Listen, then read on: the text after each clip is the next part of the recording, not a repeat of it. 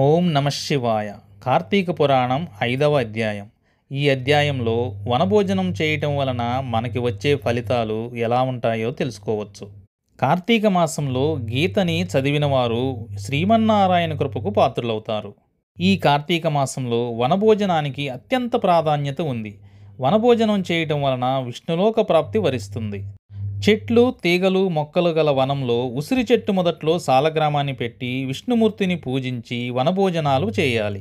పూర్వం కావేరీ నదీ తీరంలో దేవశర్మ అనే బ్రాహ్మణోత్తముడు ఉండేవాడు. అతనికి దురాచారపరుడైనటువంటి దేవదత్తుడు అనే కుమారుడు కలడు. దేవదత్తుడు విజ్ఞానవేత్తని విర్రవీగుతూ గర్వపడుతూ తండ్రి చేసే పనులన్నింటినీ తిరస్కార భావంతో హేళన చేస్తూ ఉండేవాడు. అయినా సరే ఏదో ఒక విధంగా కుమారుణ్ణి సన్మార్గంలో పెట్టాలని ప్రయత్నిస్తూ ఉండేవాడు తండ్రి. ఒకరోజు తండ్రి కుమారుణ్ణి పిలిచి, రాను రాను నీ ఆగడాలు శృతిమించిపోతున్నాయి. ఎవరు ఏ పని చేసినా వారిని హేళన చేస్తున్నావు. అందరితోనూ తగాదా పడుతున్నావు. ఇవన్నీ ఇక్కడితో ఆపివేసి ఈ కార్తీక మాసంలో అయినా సరే స్నాన సంధ్యలు, దీపారాధనలు, సమారాధనలు, సంతర్పణలు ఇవన్నీ చేసి మంచిని చేయి అని చెబుతాడు. ఓ నాన్న, నువ్వు ఎంతటి వెర్రివాడివి! నెలలో ఒకటి మంచిది, ఒకటి చెడ్డది అనేది ఏమైనా ఉంటుందా? అన్ని నెలలు మంచివే. ఇక దీపం గుళ్ళో వెలిగిస్తే పుణ్యం వస్తుందేమో రాదో నాకు తెలియదు, కానీ ఇంట్లో వెలిగిస్తే మాత్రం వెలుతురు వస్తుంది అని హేళన చేసిన కొడుకుని తండ్రి శపించాడు.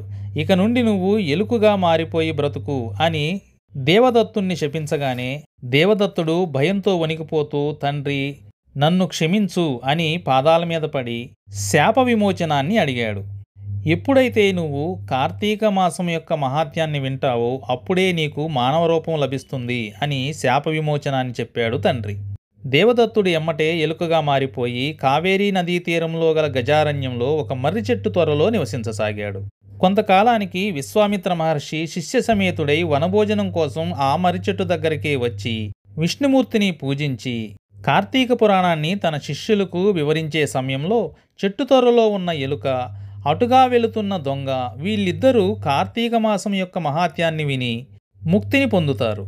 దేవదత్తుడు ఎలుక రూపం నుండి మనిషి రూపంగా రాగానే విశ్వామిత్రుడికి నమస్కరించి తన తండ్రి వద్దకు వెళ్ళిపోతాడు.